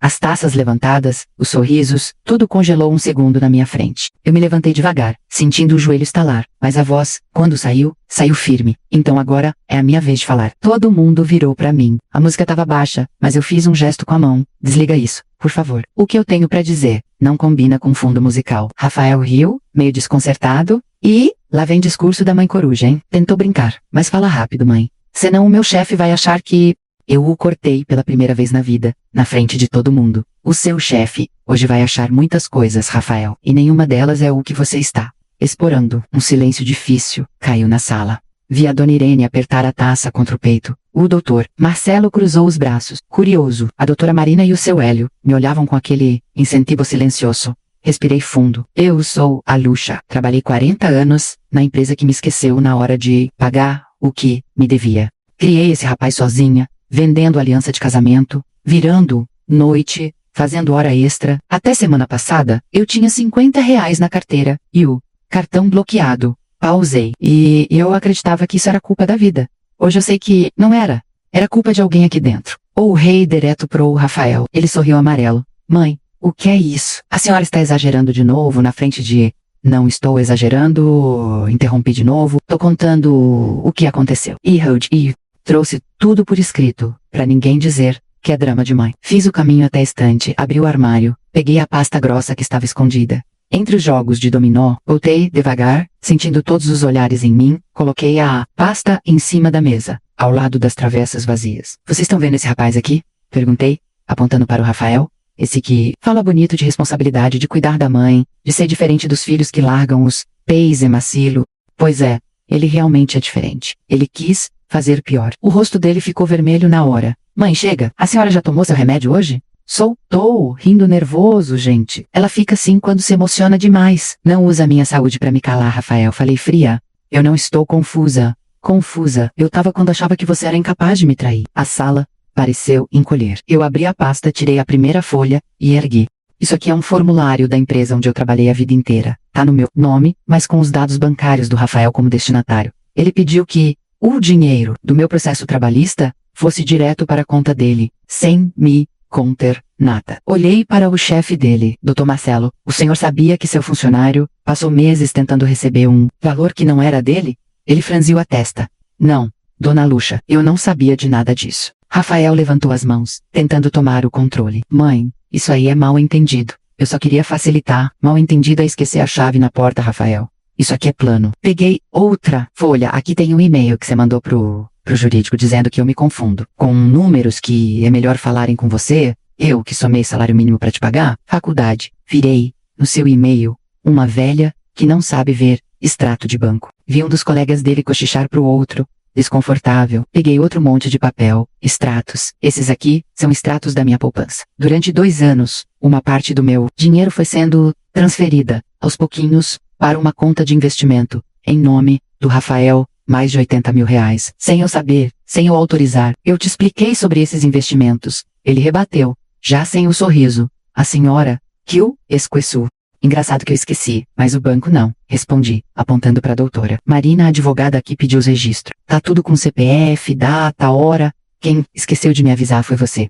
Ele olhou para Marina confuso. Advogada? Ela sorriu de leve. Boa noite. Eu sou a doutora Marina, advogada do sindicato e da dona Lucha. Eu acompanhei toda a auditoria. O que ela tá dizendo aqui, tá documentado. Foi como se alguém tivesse puxado o tapete debaixo dos pés dele. Ele olhou em volta, procurando apoio, mas ninguém sabia onde enfiar a cara. Eu continuei. Eu não ia parar no meio. Tem mais. Puxei outro papel. Esse é um contrato de empréstimo consignado feito no meu nome. Eu nunca pedi empréstimo nenhum. Mas curiosamente, no mesmo dia em que ele foi liberado, o valor foi parar na conta do meu filho. E as parcelas, essas o Instituto Nacional de Seguro Social, desconta direitinho da minha aposentadoria. A dona Irene levou a mão à boca, chocada. Meu Deus, Rafael! Ele começou a andar de um lado pro outro, suando, Gente, isso tudo tá distorcido. Eu ia explicar pra minha mãe, mas ela se adianta ficar criando teoria. Eu só criei coragem, não teoria menos rebati.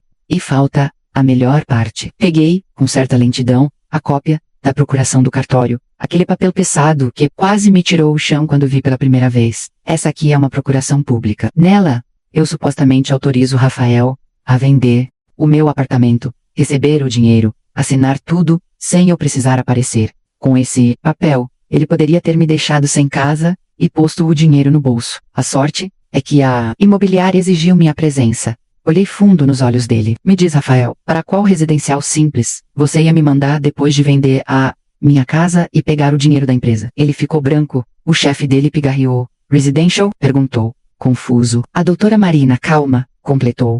Temos e-mails dele com o corretor, Dr. Marcelo. Ele falava em quitar pendências pessoais com o dinheiro da mãe e colocá-la em um residencial simples com cuidadoras, para não ter dor de cabeça. O silêncio que veio depois disso não foi qualquer silêncio. Foi pesado, quase material. Até a musiquinha do prédio lá fora parecia ter parado. Rafael deu um passo na minha direção, as mãos estendidas. Mãe, pelo amor de Deus, isso foi conversa, coisa dita no calor da situação.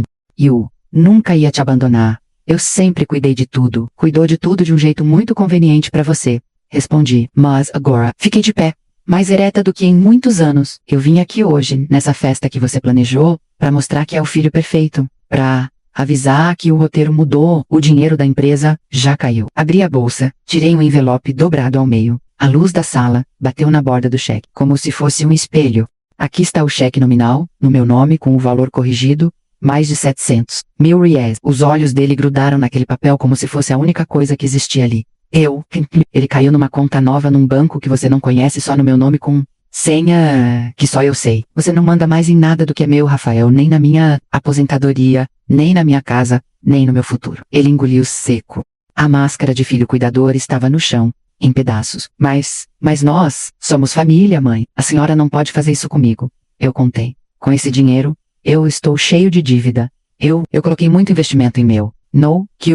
Que era para nós dois. Aquele nós dois saiu desesperado, não amoroso. Eu dei um meio sorriso triste. Você contou com meu dinheiro até demais. Contou tanto que achou que podia pagar a parte em que ele era meu.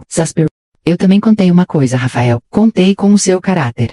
Perdi na conta. Agora, cada um fica com o que juntou. Você com as suas dívidas, eu com o que é meu por direito. Ele olhou ao redor, sentindo o julgamento nos olhos de todos. A vizinha que sempre o elogiava. Os colegas de trabalho que o admiravam. O chefe que o tinha como exemplo. A imagem perfeita que ele construiu estava ruindo ali, entre a travessa de farofa e a jarra de subto. Então, eu dei a última cartada. E tem mais uma coisa. Voltei à pasta e puxei uma folha menor, já existam. Testamento, registrado. Nele eu deixo garantido o mínimo que a lei me obriga a te deixar, nada mais. Uma parte desse dinheiro vai para uma obra social que ajuda idosos. Outra parte fica presa em investimentos que você não pode mexer, nem se eu morrer. Você não é mais herdeiro do meu silêncio, só do que a lei mandar. Foi aí que eu vi o orgulho dele quebrar. O rosto desmanchou, os ombros caíram. Ele se aproximou num passo quase tropeçado, parando a menos de 1 metro de mim. A voz saiu rouca. Não faz isso comigo. Pelo amor de Deus, não faz isso. Você fez isso comigo primeiro, Rafael. Respondi. Eu só tô devolvendo ao lugar, certo? Ele olhou de novo pro cheque, pros papéis, pro olhar firme da advogada, pro chefe sério, para a vizinha com lágrimas nos olhos. E naquele momento, o homem cheio de pose, que se achava dono da minha vida, desabou. Caiu de joelhos na minha frente. O som dos joelhos batendo no piso frio da sala ecoou mais alto do que qualquer brinde. Me perdoa, mãe. Ele chorou, segurando a barra da minha saia, como quando era criança. Eu tava desesperado. Eu fiz besteira. Me dá esse cheque, a gente resolve tudo. Eu te coloco numa casa melhor. Eu juro que mudo. As lágrimas dele caíam nas minhas mãos, mas não apagavam nada. Porque arrependimento que aparece só depois que o dinheiro aparece, pra mim, tem outro nome. Medo. Passei a mão no cabelo dele, não como quem consola, mas como quem se despede de uma ilossal. Eu te perdoo, como mãe, Rafael, pra não adoecer aqui dentro. Mas, como mulher e como dona da minha vida, eu não esqueço. E não devolvo para suas mãos o poder que você usou contra mim. Olhei para os convidados. Hoje, nessa sala, todo mundo tá vendo quem é quem. Não é fofoca, não é exagero. Não é confusão de velha, são fatos, números, contratos. Eu não estou destruindo a vida de ninguém. Eu só tô tomando de volta a minha. Soltei devagar a barra da saia, que ele segurava. Levanta, Rafael. Não é pra mim que você tem que se ajoelhar. É para a sua consciência. E se quiser, pra justiça. Porque a advogada já está com tudo pronto. O chefe dele deu 2 passos pra frente, sério. Amanhã nós vamos conversar na empresa Rafaelan, oficialmente. Os colegas desviavam o olhar. A dona Irene chorava baixo. Quando saí daquela sala deixando meu próprio filho de joelhos, eu sabia que nada seria como antes, não na empresa, não na família, não na minha vida. O cheque estava seguro na minha bolsa. Mas, mais do que isso, uma coisa nova estava segura dentro de mim. A certeza de que eu não ia voltar a ser figurante na minha própria história. Agora eu vou te contar o que aconteceu com o Rafael depois daquele dia. Ou que a empresa fez como o prédio inteiro reagiu. E como eu comecei, finalmente, a reconstruir a minha vida com o dinheiro na conta e, principalmente, com a dignidade de volta. Naquela noite, depois que todos foram embora, eu sentei sozinha no sofá da sala, com a casa ainda cheirando a comida e constrangimento. Os pratos sujos na pia, taças pela metade, a pasta com os documentos sobre a mesa. E o silêncio depois da tempestade. O Rafael tinha saído sem olhar para trás. Levantou do chão com o rosto molhado, pegou a jaqueta, tropeçou nas próprias palavras, e praticamente fugiu pela porta. Nem beijo no rosto, nem boa noite, só um a gente conversa depois, que eu já sabia que não significava nada. Na manhã seguinte, o prédio inteiro parecia ter acordado antes de mim. Encontrei a dona Irene na portaria, cochichando com outra vizinha. Quando me viu, tentou disfarçar, mas não consegui. Lucha, eu nem sei o que te dizer, menos murmurou. Eu passei a vida elogiando o Rafael, e ontem eu respirei fundo. Dona Irene, não precisa me pedir desculpa. Quem enganou não foi a senhora, foi ele. Ela balançou a cabeça, triste. Se serve de consolo, o prédio inteiro agora sabe que a senhora não é a velhinha confusa que ele vivia pintando. A senhora foi a única adulta naquela sala ontem. Doía, mas ao mesmo tempo era um tipo novo de respeito que eu sentia nos olhos das pessoas. Não era pena, era algo mais forte. Pouco depois, meu telefone tocou. Era o seu Hélio. Lucha, preciso te atualizar de uma coisa a menos, ele disse, direto. Seu filho não apareceu na Empresa Road, mas o chefe dele esteve aqui, cedo, no sindicato, querendo entender melhor a história. Meu coração disparou. E o que você disse? Disse a verdade, que você não quer destruir a carreira de ninguém, mas também não vai esconder o que aconteceu. Entregamos cópias daquilo que envolvia a empresa. O resto fica entre você, a advogada,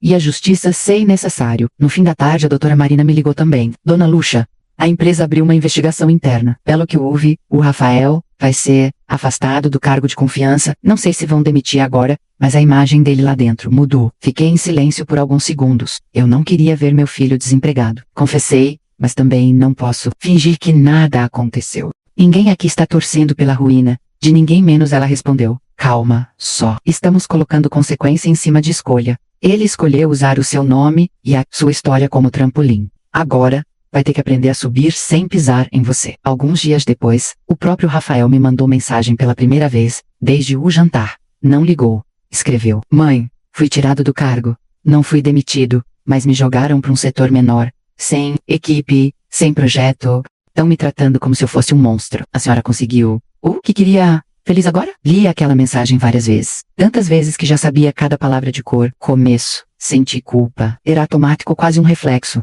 Será que eu pisei a mão? Será que podia ter resolvido em casa? Mas, quando fechei os olhos, eu vi minha mão tremendo. Com um extrato na cozinha, eu me vi na farmácia contando moedas, e o me vai na mesa do banco sem entender, porque não tinha mais dinheiro. A culpa foi dando lugar à lucidez. Respondi com poucas palavras. Eu não queria sua queda, Rafael. Eu queria minha vida de volta. Ainda quero. O que você faz com a sua agora é escolha sua. Ele visualizou. Não respondeu. Enquanto o castelo dele desabava, o meu, que parecia sempre ter sido de areia, começou a ser reconstruído, tijolo por tijolo. A primeira coisa que eu fiz não foi comprar carro, viajar, trocar tudo de uma vez. Não, a primeira coisa que eu fiz foi algo simples. Comprei um colchão novo. Um colchão que não afundava no meio, que não doía minhas costas. Quando a loja entregou, eu sentei em cima dele e chorei, em silêncio. Olha só, luxa menos, eu disse pra mim mesma. 40 anos pra dormir sem acordar. Quebrada. Depois, arrumei a casa, pintei as paredes de branco de novo, troquei a cortina amarelada da sala por uma clarinha, comprei uma mesa decente para a cozinha. Não era luxo, era dignidade. Cada coisa que eu escolhia eu me perguntava, é para mostrar pros outros ou para me servir. Se a resposta fosse para os outros, eu deixava na loja. A segunda coisa que eu fiz foi cuidar do que ninguém vê. Cabeça e coração. A doutora Marina me indicou uma psicóloga que atendia idosos com desconto. Eu fui na primeira consulta, meio sem saber o que dizer. Eu tenho medo de virar uma velha amarga. Menos foi a primeira frase que saiu da minha boca. Ela sorriu. Paciente. O fato da senhora ter esse medo já é um bom sinal. Me conta sua história. E eu contei. Semana após semana, fui tirando pedras de dentro do peito. Fui entendendo que amor não é se entregar de bandeja, que confiança não é assinar em branco, que ser mãe não significa ser chão para filho, limpar os pés. Na igreja, eu também mudei meu lugar. Se antes eu sentava no fundo quieta, agora eu sentei mais pra frente. Um dia, a líder do grupo de idosos me pediu: Lúcia, você não quer dar um testemunho? Sem falar de valores, claro, mas falar sobre limite. Tem tanta gente aqui passando por coisa parecida. Com filho, neto, sobrinho. Subi no pequeno púlpito com as mãos suando. Falei do básico. De como a gente se acostuma a se anular para caber na vida dos outros. De como é difícil dizer não para quem a gente colocou no mundo. Não dei nome, não falei de cheque, não falei de processo. Mas, quando desci, 3 senhoras me abraçaram chorando, dizendo: parece que a senhora contou a minha vida. Ali eu percebi. Meu sofrimento não era só meu. E talvez o meu recomeço pudesse emprestar coragem para outras. Ao mesmo tempo, a doutora Marina continuava cuidando da parte fria da história. Montou um acordo extrajudicial. Me explicou cada linha. A senhora pode processar criminalmente se quiser. Tem material, mas também tem outra opção. Um acordo duro, com cláusulas claras. Ele reconhece que usou seu dinheiro sem autorização, devolve parte do que desviou, quita o empréstimo feito no seu nome e assina que nunca mais vai ter acesso às suas contas ou bens. Se descumprir, aí sim, a gente parte para a justiça criminal. Eu respirei fundo. E isso protege minhas costas? Protegei, e ainda te dá uma chance de não rasgar o laço de vez. Se a senhora no Quaiser foi uma das decisões mais difíceis da minha vida. Parte de mim queria ver meu filho respondendo por tudo, sendo preso, pagando até o último centavo. Outra parte de mim ainda via o menino magrinho de uniforme, o adolescente que vinha me mostrar boletim. Homem que em algum lugar ali dentro, talvez ainda pudesse mudar. No fim, eu aceitei o acordo. Não por medo, mas por escolha. Eu não quero ser a mãe que empurrou o filho pra cadeia. Menos, disse a doutora. Se um dia ele for preso, que seja pelo que continuar fazendo, não pelo que já foi interrompido. Rafael aceitou o acordo em silêncio. Sentamos nós 3 numa sala fria. Eu, ele e a doutora. Ele leu cada cláusula com o rosto fechado. Em certo momento perguntou: e se eu não assinar? Aí vira um processo. Ela respondeu, seca, com tudo o que você já viu que a sua mãe tem na mão. Ela saiu, não olhou pra mim. Mas, quando levantou, murmurou: eu vou pagar o empréstimo. Pelo menos isso, respondi. O resto, você vai ter que pagar pra sua consciência. Enquanto ele se enrolava nas consequências, eu fui me reinventando nas pequenas coisas. Fiz uma coisa que eu vinha adiando há anos. Fui num curso gratuito de alfabetização digital para idosos, no centro comunitário. Sentei na frente de um computador com a sensação de estar diante de um monstro, mas, na terceira aula, eu já sabia abrir meu próprio aplicativo de banco, olhar extrato, usar senha de jeito seguro. Tá vendo, dona Lúcia? O professor dizia, rindo. A senhora não só entende número, como agora entende de tela também. E eu pensava, se eu tivesse aprendido isso antes, muita coisa teria sido diferente. Mas, em vez de me culpar, eu escolhi ficar feliz por estar aprendendo agora. Com o tempo, comecei a fazer uma coisa que nem eu imaginava. Ajudar no sindicato. Ao lado do seu Hélio, em um projetinho novo que eles criaram. Lúcia, você topa vir aqui uma vez por semana para conversar com outras aposentadas? Ele perguntou. Explicar para elas o que você viveu, mostrar documento, ensinar a não assinar nada sem ler. Topar. Eu topei. E, sem perceber, virei referência. Eu, a que era chamada de confusa, agora ajudava outras a clarear as coisas. Quanto ao Rafael, ele caiu de um jeito que doeu assistir. Mesmo depois de tudo, foi tirado do cargo, perdeu o brilho que tanto ostentava. Alguns amigos sumiram. A namorada, que vive apostando foto do casal perfeito nas redes, desapareceu das fotos e da vida real. Vizinha que adorava dizer, seu filho é um orgulho, agora sou. Dizia, seu filho é um caso sério. Mas eu percebi uma coisa com o tempo. A maior queda não foi financeira, foi de espelho. Ele não conseguia mais se olhar com o mesmo orgulho. Um dia, meses depois do jantar, ele apareceu na minha porta, sem aviso. Magro, olheira, funda. Eu podia ter batido a porta na cara dele. Em vez disso, deixei aberta e fui andando na frente, sem convidar, sem expulsar. Ele entrou. Mãe, disse, parado no meio da sala. Eu estou pagando o empréstimo. Falta pouco. Eu sei, respondi. A advogada me manda o comprovante todo mês. Ele passou a mão no cabelo. Eu tô num setor menor, ganho menos, estou cheio de vergonha, não consigo mais olhar pro meu chefe direito. Mas eu tô tentando. Por um instante, o silêncio pesou. Eu não vim pedir dinheiro, ele completou, rápido. Sei que esse tempo passou. Só vim, não sei bem porquê. Olhei bem pra ele. Pela primeira vez, eu vi um pouco do menino, que um dia ele tinha sido perdido, por trás do homem que tentou me usar. Talvez você tenha vindo porque no fundo sabe que, se um dia quiser ser alguém melhor, vai ter que começar admitindo quem foi. Falei, não pra mim, pra você. Ele engoliu em seco. Não se ajoelhou de novo, não chorou, como no jantar. Mas a voz tremeu quando disse, eu tô tentando aprender a viver, sem te tratar como banco. Mãe, isso dói mais em mim, do que a senhora imagina. Em mim, dói o que você já fez menos. Respondi, mas agora eu estou ocupada vivendo. Se um dia você quiser caminhar ao meu lado como filho, não como meu dono, a porta está ali, não está escancarada, mas também não está trancada. Ele me olhou como quem não sabe se aquilo era castigo ou misericórdia. E, pela primeira vez, abaixou a cabeça não por vergonha pública, mas por respeito. Ele foi embora sem abraços dramáticos, sem promessas grandiosas. Só deixou um até mais, mãe, que sou menos abusado do que antes. Talvez fosse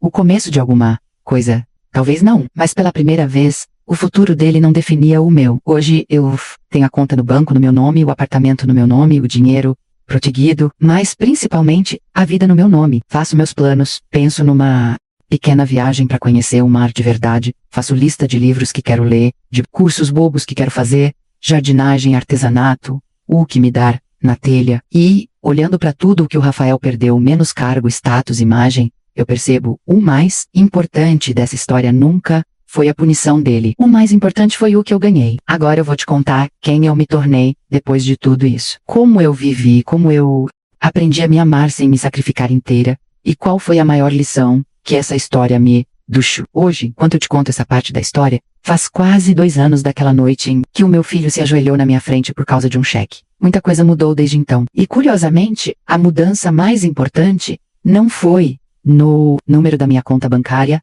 nem na minha casa. Foi no jeito como eu me vejo quando olho no espelho.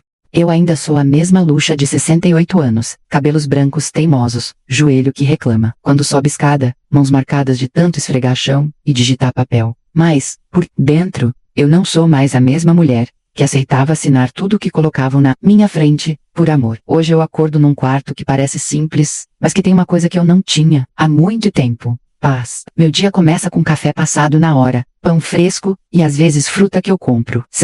Não porque sobrou, mas porque eu sei que agora quem decide quanto eu posso gastar sou eu. Pego meu caderninho e anoto as despesas do mês, não porque tenho medo do Rafael, mas porque aprendi a respeitar o meu próprio dinheiro. Criei uma rotina nova. Uma vez por semana, eu vou ao sindicato ajudar outras senhoras a ler contratos, cartas do banco, propostas maravilhosas demais. A gente senta numa salinha pequena, enche a mesa de papel, e eu sempre começo dizendo, antes de assinar qualquer coisa, lembra, se é seu, ninguém precisa esconder de você. Elas riem, algumas choram, outras contam histórias parecidas com a minha e eu percebo que sem querer, me tornei uma espécie de tia das finanças de dona de casa. Não tenho diploma, mas tenho cicatriz. E cicatriz também é um tipo de estudo. Outra parte dos meus dias, eu passo em coisas que nunca pensei que faria nessa idade. Entrei num grupo de caminhadas no parque, gente da minha idade, um pouco menos, a gente caminha devagar, conversa da vida, reclama das dores, troca, indicação de médico, receita de chá, e às vezes fala de filho também. No começo eu falava do Rafael só por alto. Hoje, quando me sinto pronta, eu conto a verdade, mas sem raiva. Conto como quem fala de um furacão que passou,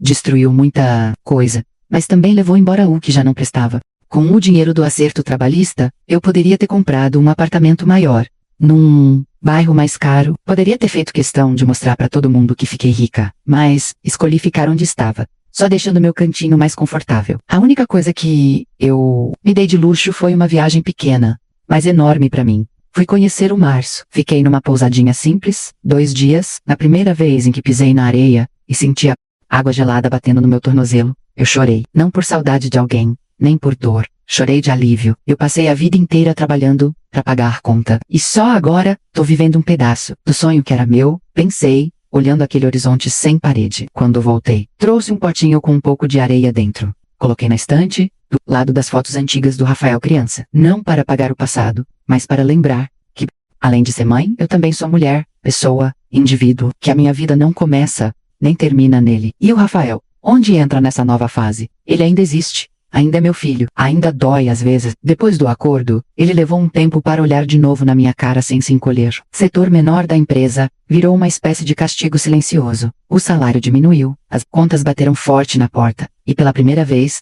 ele teve que resolver os próprios problemas sem usar o meu nome como escudo. A gente passou meses se falando pouco, quase sempre por mensagem curta. Bom dia. Mãe aqui.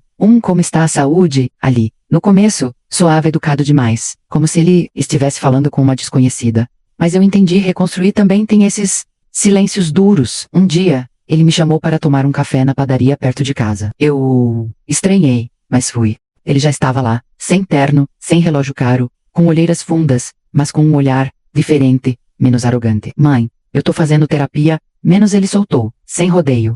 Respondi, mexendo no café. Sobre o quê? Sabe tudo. Sobre dinheiro, sobre a senhora, sobre meu pai, sobre essa necessidade, que eu sempre tive de provar que não era pobre. Custasse o que custasse. Ele ficou um tempo em silêncio. Depois continuou. Sabe qual foi a frase que mais me doeu na terapeuta? Quando ela disse, você não queria dar uma vida melhor para sua mãe. Você queria uma vida melhor usando a sua mãe, como escada. Eu não disse, eu já sabia. Não precisava. Ele mesmo tinha chegado lá. E o que você tá fazendo com isso? Perguntei, tentando ser alguém que não se ajoelha só quando vê cheque. Mãe, é o do meio sorriso triste. Não sei se a senhora um dia vai conseguir confiar em mim de novo. Mas, queria que soubesse que eu estou pelo menos tentando ser um homem decente sem mexer no que é seu. Olhei pra ele com calma. Confiança não é dinheiro, Rafael. Não é só devolver e pronto. É reconstrução. Tijolo por tijolo. E quem vai por cada tijolo não sou eu. É você. Ele assentiu, com os olhos marejados. Hoje, a nossa relação é diferente. Ele me visita sem abrir gaveta, sem pegar papel, sem falar de investimento.